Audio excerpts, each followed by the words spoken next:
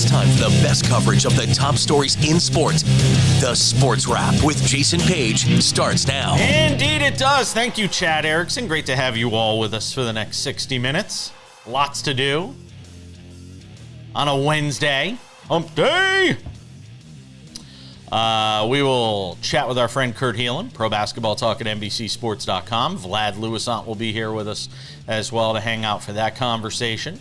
We were supposed to have Cameron Maben on the show today. We're trying to reschedule. He had some work for Foul Territory to do today, so he won't be able to join us. But don't worry, we got you covered for Major League Baseball coming up in about 10 minutes on the show. Frank Reich is the new man at Stanford, and Andrew Luck is singing his praises. But should we be singing the praises of anybody that Andrew Luck hires or anybody that Stanford hires, considering what happened with their last head coach? We'll talk about that. There's an update in the Alex Ovechkin chase for greatness, that being Wayne Gretzky and the all-time goal-scoring record. And I have another question to ask on the Ovechkin front that I'll get to in the final segment of the show. But we start things out in the NFL, and Sam Yarnell is here. There he is, in the flesh. By the way, if everybody's wondering why I'm wearing a sweater when I live in the city of Las Vegas, it is cold as... It's crazy. The weather here can't make up its mind. It was in the 80s last week. Today it's in the 50s, and it's raining, which it never rains in Las Vegas. There could be an arc floating down the street at any moment. Sam Yarnell, let's talk some football. It feels like football weather. It feels like fall here. Let's talk football because, we talked about rule changes late in the show yesterday. And the one we didn't talk about is this overtime thing. Which is certainly garnering some attention. And I love it. I am thrilled about it. I love the fact that the NFL is going to extend the overtime rules for the postseason into the regular season and say, everybody gets a possession. You get a possession. You get a possession. I like that because, let's face it, the NFL season is 17 games. Granted, it's not 16 anymore. It's 17. It'll soon be 18. But every game matters. So you almost need to treat regular season games in some regard like they're postseason games, because that one overtime loss where you didn't win the coin toss and it winds up costing you a win, that means something. So I love this from the NFL.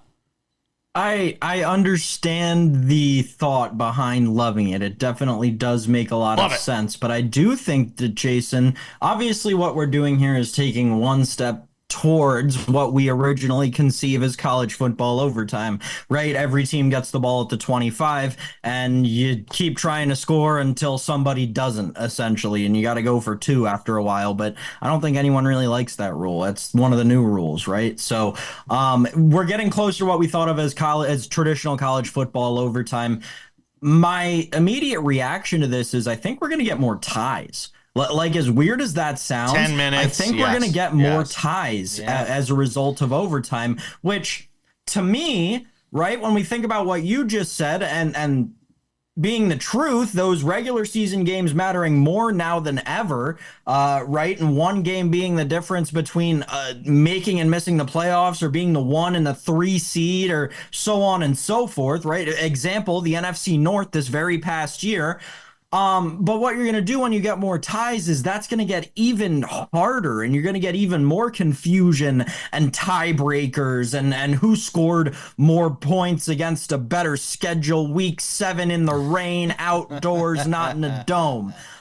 So to me, I understand the thought process behind it in the short term, and I understand why the NFL owners passed the, I guess, legislation or motion to change the overtime.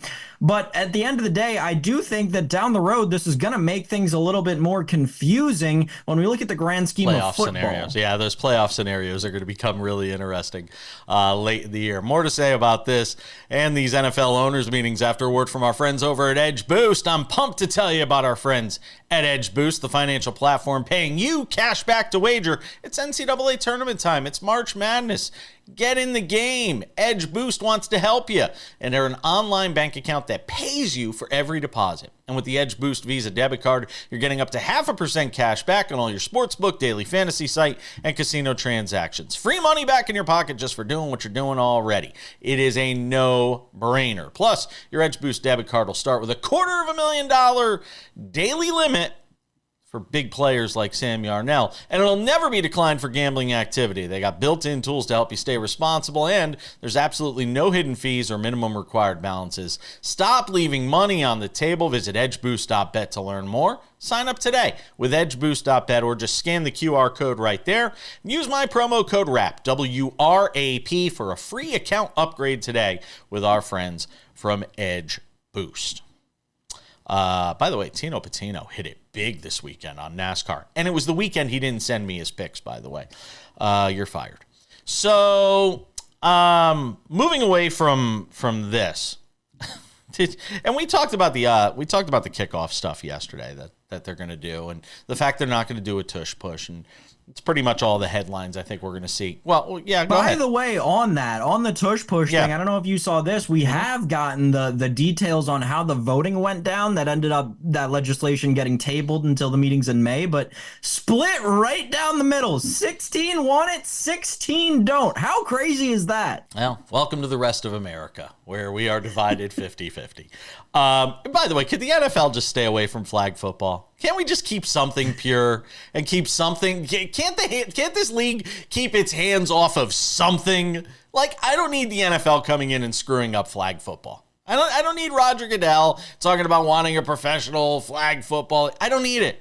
I don't need the NFL involved in this. I know they see dollar signs and the ability to draw in women and all of this stuff because female athletes are more likely to play flag football. And now you see high schools getting in on this and trying to bring in flag football. What?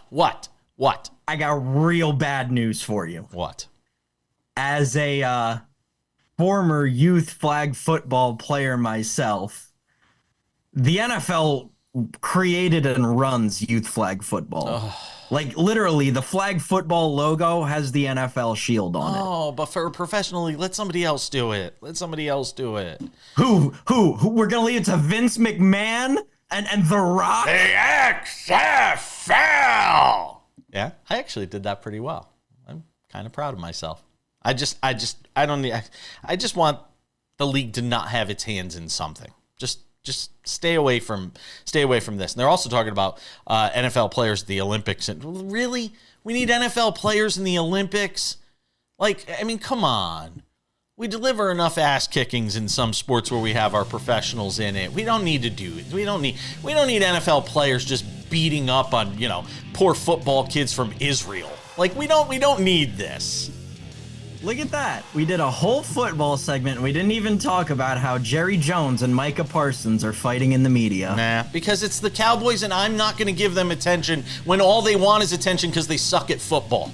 I'm not doing it. Sorry, Jerry. Baseball next.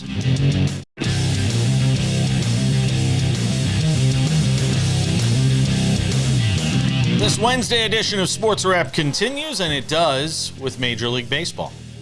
We were hoping to have Cameron Maben on the show today. He had some conflicts, had to postpone.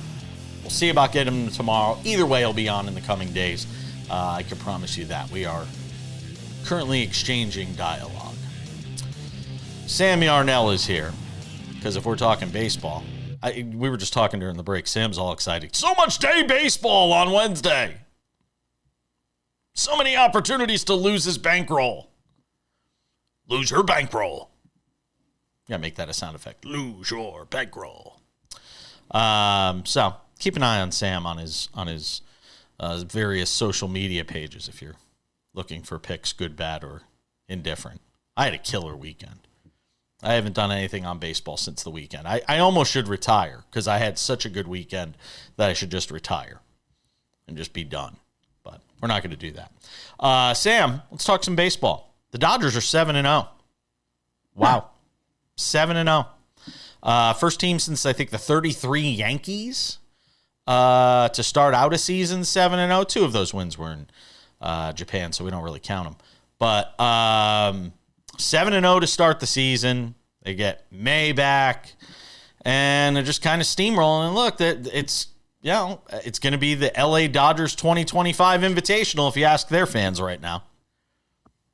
They're 7-0, Jason Page, and they're not even the only undefeated team in their division.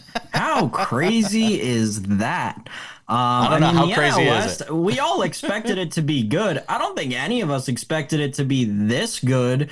These teams look like world beaters, and it's not like the Padres beat nobodies either. They freaking swept the Atlanta Braves on opening day. So the Atlanta Braves, by the way, we'll get to them in a second, but my goodness. Reeling Dumpster for air fire. right now. Dumpster they fire. need something in the worst way. Them and the Brewers. Yeah. To your point about the Dodgers, though, yeah, the stat you mentioned, it's the Murderers Row Yankees and them, right? And who do we consider the Dodgers this year? The Murderers Row Yankees. I will say this, though, because obviously I think the talk over the last, like, greater part of, like, 2 years now, a year and a half maybe, has been, like, are the Dodgers bad for baseball because they're so good? And I think that I was, for the longest time, on the side of, yeah, they're bad for baseball. It's bad to have a team this good. But it was recently, in the past 48 hours, maybe 72, put to me that, no, why do you think it's bad for baseball? Yep. Think about the history of baseball. We have these teams that simply run through the league every once in a while. And the beauty of baseball is that even amongst these dynastic teams, Late 90s they Yankees. always have a persistent threat. Yeah, late 90s Yankees is a perfect example of that. And I'll tell you another reason it's not bad. Because I'll flip it another way. Oh, is it so bad? No, you know why? Because then the question starts to become every day, who can beat them? And you start trying to figure out the answer to that question. Yeah. Or the David versus Goliath story that will always take place when they get to the postseason. By the way, if you're the Padres, how do you like this? You're 6-0, and you're still looking up at a team in the standings. Yes, it's a half a game, but still, just from a mental standpoint, if you're the Dodgers, you're 7-0, and the Padres are 6-0, and you still, if you're the Padres, can't get one up on the LA Dodgers right now. It's pretty remarkable to watch what they're doing in the early going. And who knows? Maybe they can go after that Mariners mark for best regular season record. We'll have to see. The Yankees suffered their first loss of the season on Tuesday night. And now Major League Baseball fans that were whining about the Yankees torpedo bats can go back to not caring about baseball until some other nefarious story comes into play that makes you care about baseball. And we'll see you all in September and October. Let me just say this. The bat thing, good pitching's going to beat good hitting every time. It just is. You know, and the fact of the matter is they went up against a bona fide ace in Corbin Burnes. And guess what? He shut them down. Torpedo bats be damned. So hats off to the Diamondbacks and Eugenio Suarez. And I'll say this too about the Suarez thing. It's so funny because I was watching MLB Network yesterday and they did this whole feature with Albert Pujols and whoever was co-hosting the show, just insert, blank name, on MLB Network. I just know it wasn't Brian Kenny because I know Brian Kenny. They did a whole feature on Suarez, and then he goes out last night and hits the grand slam that wins it for the Diamondbacks in the Bronx. Yeah. As a Eugenio Suarez fantasy investor in multiple ways this season, I am very, very, very, very, very, very happy with his start. Couple of things. I want to get back to the NL West in a second. I'll circle back with that on the Diamondbacks point. To the torpedo bats point, I made a point yesterday on Tuesday night of looking at all the players we know are using torpedo bats and going through and looking at their pitching, how they were pitched. It is amazing to me. Amazing, almost mind-shattering how quickly the sport of baseball on the whole adjusts to anything. Mm-hmm. Torpedo bats, for instance. Go through and look at every single player who is notably using one. They all get pitched low and away. Why? Because you make contact with a torpedo bat on the end of it, you're going to get nothing. No matter how hard you swing, no matter how perfectly you place it, that's how that bat is designed. It has no power there. They adjusted like that. And look at what Corbin Burnes did yesterday. Look at his pitch charts. He's busting Jazz low and away. He's busting Anthony Volpe low and away. And Anthony Volpe looks like run. Anthony Volpe of 2 Volpe years hit a ago. home run. Volpe hit a home run. He's got his third home run early on in the season. I'll say this also about the Yankees. One more thing. Ben Rice. Because we are a Yankee show. Ben Rice. This guy had some of the best exit velo, if not the best exit velo in spring training. And in the early going, he looks really good. And that could be something to watch. He put on some weight as well, got a little muscled up, did the Jason Page routine in the gym. Right there. And Ben Rice, watch Ben Rice. Just saying. He also has the best cleats on the Yankees, for those of you who pay attention to that kind of thing. Yeah. Okay, my note Real on the quick. NL West, and this is crazy. As a division, they've played 27 games. Their record as a division, 21-6. It's amazing. Jerks and Profar, by the way, we didn't get to this on Monday or Tuesday's show. Tells you how busy we are and how little time we have. Suspended for 80 games. The Braves are winless. It's a dumpster fire right now in Atlanta. Milwaukee 2.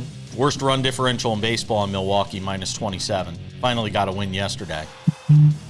Yeah, they're going to be really struggling now until Ronald Acuna Jr. comes back.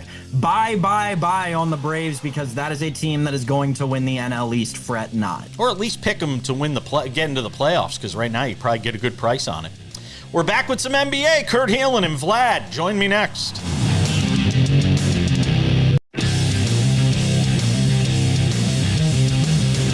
The one and only Sports Wrap continues on this Wednesday. All across America, much of Canada as well. We appreciate you watching. One of my favorite things we do on Wednesdays is talk about the NBA. This dynamic duo hangs out with me. There they are. Look at that. Look at those two mugs. Vlad Lewisant, WQAM Radio in Miami. The great Kurt Helin, Pro Basketball Talk at NBCSports.com. Hang out with me. So you guys weren't talking behind my back, because you both came into the chat at the same time today. So you weren't conspiring against me before the segment started today, no? As far as you know, no. Okay. I don't know. Vlad looks suspicious. Vlad, you're a little sus right now. I never ever put sus with me. Never ever put that. Never. No? Right. You might as well delete that. Yeah. Never do that. All right. Never. So let's talk some NBA, guys. And let's start with the headlines from last night. Man, oh, man. Nikola Jokic. Every time we think he can't do something else that makes us go, what the? He does something else that makes us go WTF. And 61, granted double overtime, 61-point triple-double. And his team loses. Reminds me of Karl Anthony Towns. Was it last year or the year before, where he had 50 plus in a loss? Actually, they can't beat Minnesota. No, they can't beat Minnesota. He's actually lost, I think, 4 6 in a row. He scored 50 plus. Really? If they're not balanced, if they're not getting, I mean, Gordon had 30 last night. They didn't have Jamal Murray, but when he's forced to score, that's not always good for the team, right? That's one of those situations, it's the old Steve Nash trick and a bunch of other guys, make him a scorer, not a distributor. He still had a triple-double last night, but I will give you this, man. It's really hard not to give him the MVP in this season, too. No, it's I know it's hard, but SGA is the MVP. We're going to have that discussion. Can I ask you, let me ask you, now you've opened up this can of words, Vlad. No, I didn't. But hold on. Let me just ask a question. I want to ask your question. And be honest with me about this. If we take Jokic off of the Nuggets and SGA off of Oklahoma City, which team is better? Oh, it's definitely. Look, the Thunder are a much deeper team, obviously. And I think that it's a challenge, I'll tell you, just as a voter. It's one of those things you stress with, because so I'm going to blame Shai Gilgeous-Alexander because Sam Presti's good. Right. Where do you draw that line? I just think the league, instead of arguing about it, this should be how great the league is that you have these plethora of NBA MVP candidates. I'm looking at this, we're talking about SGA, we're talking about Jokic, and Jason Tatum. I feel bad for Jason Tatum. I'm not even a Celtic lover, but I feel bad for Jason Tatum. You won a title, you won an Olympic gold, you're better this season than you were last season. You're clearly the number one guy on your team. There's no 1A, 1B. Yeah, we don't talk about Jason Tatum like that. Vlad, you're so right. Vlad, you are so right, Vlad. Yeah. You really are. I feel bad. Like that to me, that means this is how great the league has been throughout this season. And yes, it is a very hard argument when you see Jokic drop a 61 triple-double, 61-point triple-double, and they lose. Look at what SGA do. It's like you can pencil that man for 32 points a game easily. But what nobody realized is how much of a great defender he is as well. Yeah, he gets overshadowed a little bit because he's out there with Lou Dort, who's legitimately should be in the discussion for Defensive Player of the Year, at least among the conversation. Then behind them, they bring Alex Caruso off the bench, and they're just Wallace. Yeah, no, they got guys. So they don't have to ask Shea to do stuff on that end, but he's a really good defender. Yeah, it helps his cause. It helps his case. I'll tell you that. Let's talk about Curry going for 52 last night. I guess he's rested, huh, guys? Yeah. Shooter can always shoot now. Shooters always shoot. I was stuck at a restaurant last night. Really high-end, great restaurant here in Vegas, eating Mexican last night. And I'm stuck watching the Blazers and Hawks while I'm getting updates on my phone that Curry's got like 42 and 11 threes in the fourth quarter. I'm like, will somebody put on the right game here? Well, let me say this, Kurt and Jason. That's TNT's fault because they could have done Memphis Golden State as the first game of their doubleheader. They decided to do Phoenix and Milwaukee. Ugh. So that's on TNT because the better game was Golden State Memphis, but. Yeah. Are you saying Phoenix isn't a great show right now? That they're not playing interesting basketball? No, they're a show. It starts with S before it, but they're a show right now. No, you don't. No, we don't even have to be. We don't even have to be nasty. It's an H in front of that show. It's a horror show. That's what it is. It's not a. No, we could be. Doesn't have to be a spit. Doesn't have to be a spit show. It's not a spit show. It doesn't have to be a spit show. It could be a horror show. It's more of a horror show. Where are you now that we've had this long enough sample with Butler and Curry and now Curry back out there? Where are you with this team as far as what their ceiling is, Kurt and Vlad? I think after Oklahoma City in the West, if you told me like the next, well, I don't really believe in Houston, and I think we saw why actually against the Lakers the other night. I am just not sold on them having a who's their alpha, who's the guy who takes over at the end of the game and that situation. Memphis, it's like a Buster Keaton's silent movie car falling apart. Like the whole thing's just a mess right now, and that's a whole nother discussion. But outside of those two teams, if you told me just about anybody else in the top 8 in the East, in the West, made the conference finals, wow. If you told me, I genuinely believe the Warriors are capable. The Lakers are absolutely capable. But like Minnesota and the Clippers are good. Like those are good teams playing good basketball right now. Both of them are capable of getting on a little run. I'm not told the Clippers would do that, but it's possible. Vlad, 30 seconds. We'll do the Taylor Jenkins stuff in the next segment, but 30 seconds on the Warriors. Warriors are great. I just don't like the matchup if they have to play the 4-5 against the Lakers. I don't think that's a good matchup for them. But it would be very interesting. It's just amazing that really any 6 teams in the West can actually get to the NBA Finals, but Oklahoma City is the all outright favorite. So if they have. Yeah, they don't want to. You're trying to avoid any second round matchup with OKC. I'm still the only guy in the room that just is not sold on Oklahoma City until I see them in an NBA final. I will not believe they're going to an NBA final. That's just me. We'll continue. I'm going down with the ship. I'm going down with the ship. We're coming back. The Taylor Jenkins firing and more next.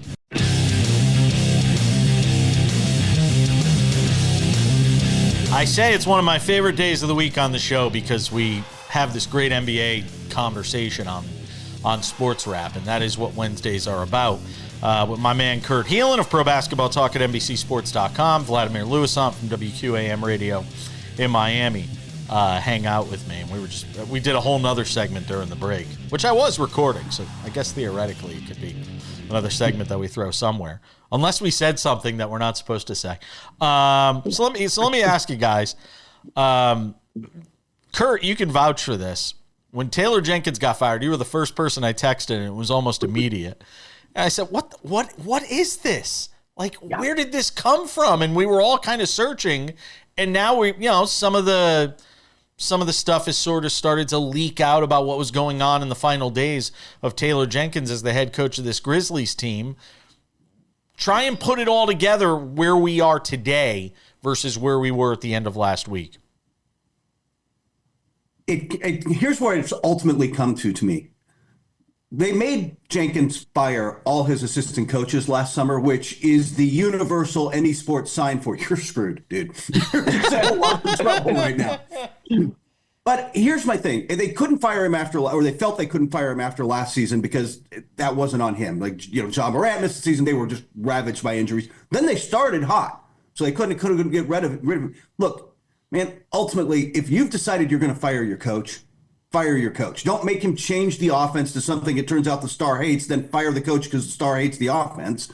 I don't know. Everybody's just not on the same page there. And that it shows on the court, but this feels like it goes all the way up to management. I pick a direction, pick a lane, and get in it and go. And I don't know if the new interim coach is the guy or not. Like, he may or may not be, but they are struggling at the worst time. And now their concern was that they weren't maximizing and optimizing Ja for the playoffs. Well, they look like bad of late. I mean, genuinely in trouble in a West where we talked about last segment, everybody's good. Is there anybody else that makes sense that you're thinking of that's on the open market that they could go and get to be the next head coach there if it's not the interim?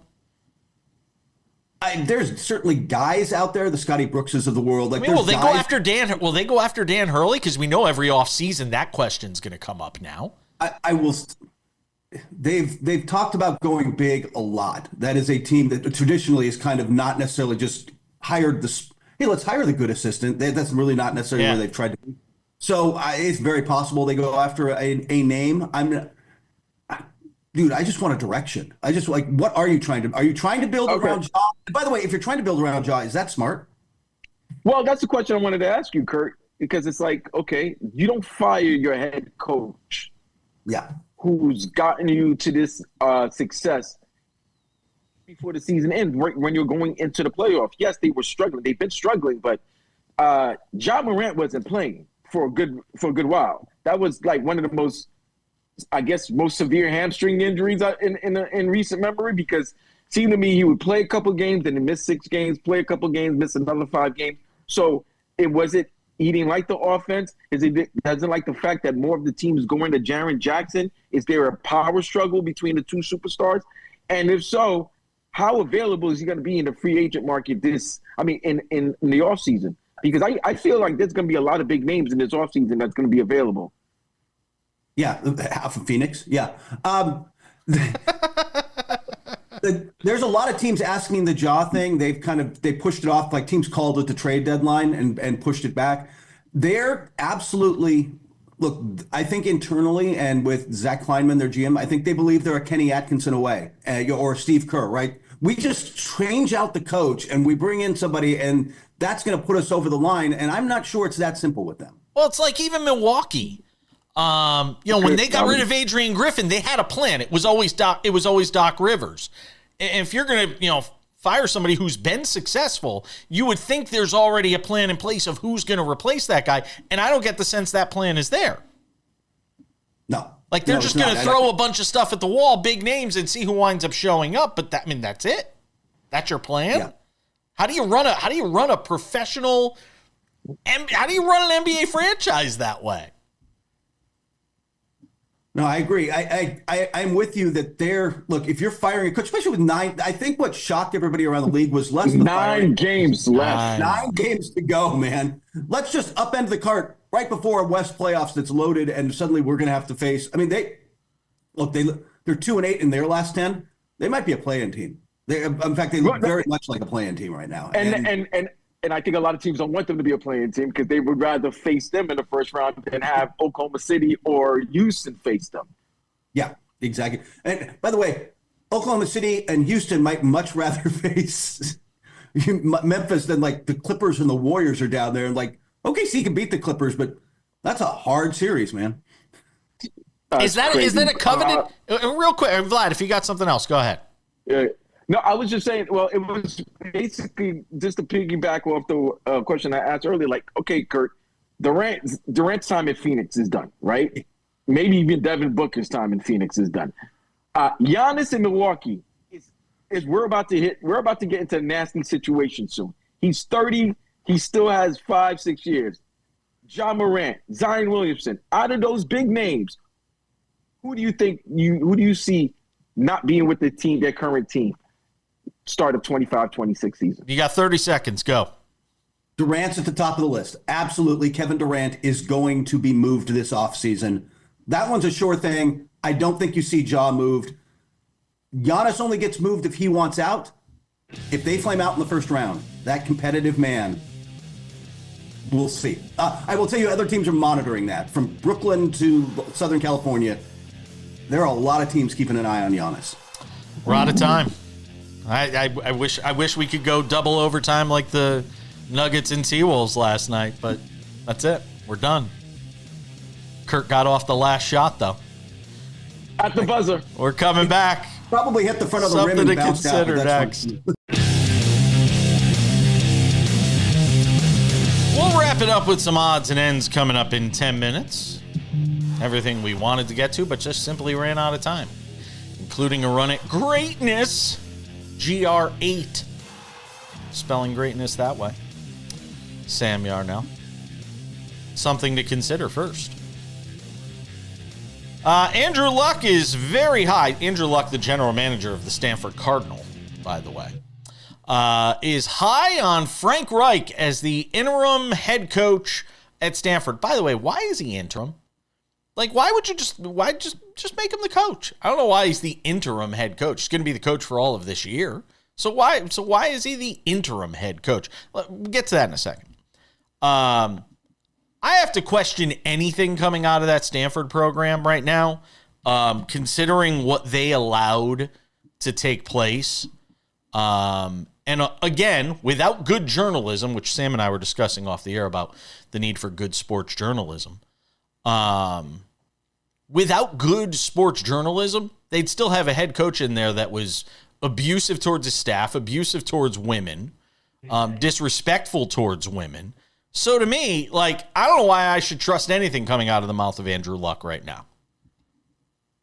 It's a good point. Obviously, the Troy, or is it Troy Taylor, Tory Taylor? Yeah. Whoever it is. Yeah. Good riddance to bad garbage. Yeah, it's tough. Listen, the reason to trust Stanford right now is Bernard Muir, however you pronounce that guy's name, the AD who I talked about all those months ago, when not this past scandal with the football coach, the one before that. Who was it? Was it the basketball coach or the women's basketball coach or something? When we talked about that scandal, because and I don't have it in front of me, but I did at one point on the show mention there is a litany of controversy that Stanford athletics director found himself enthralled in, right? So we're now under new management. We're under a new athletic director. So that is, to the Stanford faithful, the hope I would give you is that everyone's got a chance now, right? And to your point about the how do I put this nicely? Multitude of wrongdoings that the previous administration had. I think that gives incentive to the new administration to kind of do everything by the book. You know, let's do everything right just to prove, if to nothing else in the public eye, that we are a university and an athletics department that can operate somewhat succinctly. Well, here's the thing. The bar is so low now for that Stanford Cardinal program. No. And I'm not saying this. And there's a reason I bring this up, by the way. The bar is so low right now for Stanford football that, you know, Frank Reich can do a bunny hop and he'll get over it. You know, and that almost brings me to something we didn't get to talk about because it broke late on Friday, which was Deion Sanders getting this big contract extension that makes him one of the top 10 head coaches in terms of pay in all of college football. And people are like, well, he brought reputability and all of this and respectability back to Boulder. And I'm saying the program was literally a heaping pile of trash floating down a junk-infested river. I mean, it could not be worse when Deion got there. So the bar wasn't very high. And just by winning some games and beating some trash cans and going 1-6 against ranked opponents, one of those 1-6, and the one win was TCU, who wound up going 5-7 that year. I mean, what did Deion Sanders accomplish to become one of the top 10? I don't know how I wound up here. It's the Donald Trump weave. But I don't know how we get to a point where the bar was set so low and everybody forgets that Deion Sanders hasn't beaten anybody since he got to Boulder. They haven't beaten anybody. So and Frank Reich, to bring it all full circle, Frank Reich, if they go out and win 5 or 6 games, they're going to go gaga there because it's been so bad there recently. Yeah, I don't know if I'd go that far. Why? You're talking about a Stanford team that is now, first of all, in a competitive but winnable ACC, right? And you're still talking about a team that hasn't beaten UC Berkeley in how many years? But it's going to take years to fix this because he's not going to be able. Frank Reich's not drawing the recruits that Deion is. Sure, I don't disagree with you. But I think that with Frank Reich's track record and with Andrew Luck's track record of just being, for lack of a better term, just football guys, like they just know ball, I think the Stanford fan base is at least expecting an above 500 season. I think 7 games is and listen, if you got to schedule Cupcake CSU Northridge, no offense to our friends in Northridge watching the show, but if you got to schedule Cupcake CSU Northridge, I don't care. Get to 7 wins. That's what matters. Next year they play Hawaii, BYU, Boston College, Virginia, San Jose State, SMU, there you go. Miami, Florida State, Pittsburgh, UNC, that game that you referenced. Gosh, their conference schedule is so tough. Cal and then Notre Dame. They're not winning. They're not winning 7 games. I'm eyeball testing this. They're not winning 7 games. That's a 3-win season, though. That is a really, really hard. That is a tough schedule. That is a 3-win season. Yeah, there's no North Dakota State on there. They might lose to North Dakota State, actually. No. Hey, iron sharpens iron. Just saying, man. Bar. Bunny hop that bar, Frank Reich. Because it is low. We've got odds and ends around the corner on the show. Closer to history in the NHL. And it has me wondering something else when it comes to this run at greatness. I'll ask that question, and Sam will answer it next. He just doesn't know it yet.